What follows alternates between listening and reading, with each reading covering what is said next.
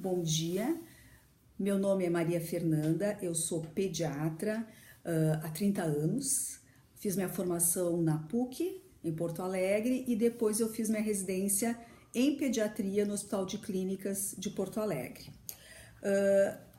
Eu fui solicitada pelo Rodrigo Rezende Carton, que é estudante de Direito do 9º semestre da PUC, a responder algumas questões sobre alienação parental. Ao longo da minha vida, eu tive vivência em UTI pediátrica, em emergência pediátrica, e hoje eu me dedico mais ao consultório pediátrico, onde eu atendo desde crianças até adolescentes. Então, essas questões realmente aparecem para os pediatras, né? A primeira questão que ele me perguntou foi: como os pediatras entendem a alienação parental? Bom, para nós, trata-se realmente de um abuso emocional que gera sofrimento psíquico, com consequências, às vezes, irreparáveis para aquela criança ou adolescente. Usar o próprio filho como uma ferramenta poderosa para agredir o ex-parceiro é realmente algo inconcebível. Nós sabemos que numa relação familiar deve existir afeto, deve existir respeito, deve existir generosidade. E mesmo que esse casal não esteja mais estável, ele deve manter esses valores para que essa criança ou adolescente possa seguir a sua vida de uma forma adequada e que seja feliz. Caso essas duas pessoas, né, que tiveram esse filho, não existam mais como um casal, não formem mais esse casal estável, eles têm que seguir existindo como pai e mãe daquela criança ou adolescente. Então, os seus papéis eles devem ser mantidos em prol da felicidade dessa criança.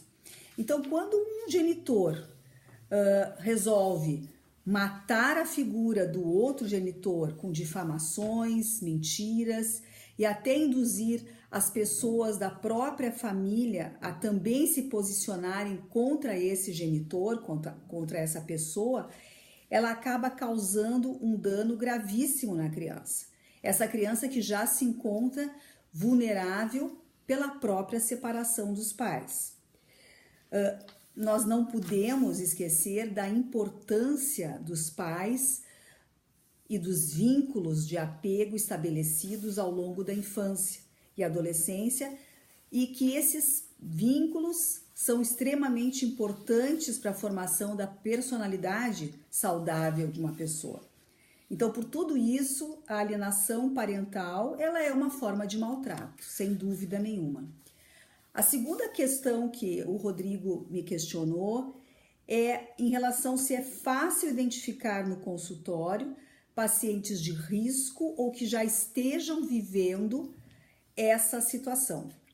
Bom, o pediatra, por sua própria condição de atender as crianças do nascimento até a adolescência, ele pode, em muitas situações, ser o primeiro profissional a detectar a presença de conflitos familiares. E isso aparece com alguma frequência no consultório. O que se percebe em algumas situações são queixas de um dos genitores em relação ao ex-companheiro, onde aquele faz então comentários inadequados na frente da criança. Nesses momentos a gente já deve alertar sobre o fato e tentar convencer esse genitor a não fazer esse tipo de coisa e tentar conversar com esse genitor sem a presença da criança. Tentar conscientizar essa pessoa sobre o mal que ele pode provocar no filho com essa atitude é um dever fundamental do pediatra.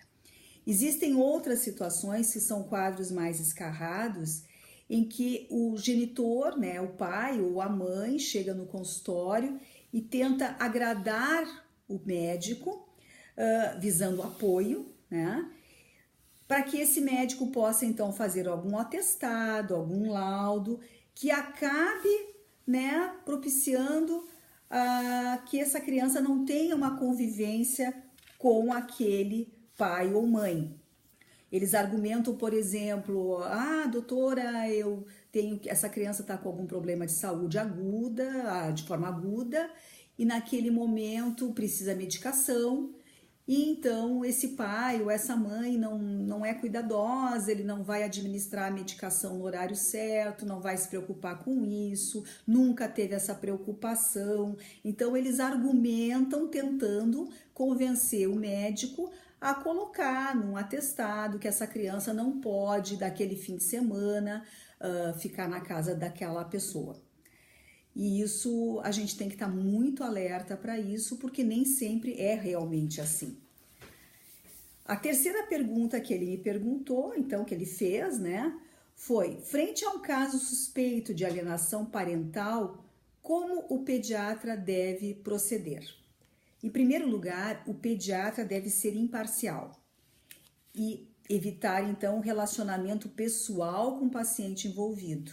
Então, vamos supor que tem algum envolvimento maior com aquela família, não é um profissional que deve atuar nisso, deve, de repente, solicitar ajuda de algum outro colega. Então, ele deve ficar atento à elaboração de laudos e atestados usados como provas processuais. Ele só deve elaborar um laudo após ouvir as duas partes e, em caso de dúvida, ele deve procurar a ajuda do Conselho Regional de Medicina, então orientação ética do Conselho Regional de Medicina.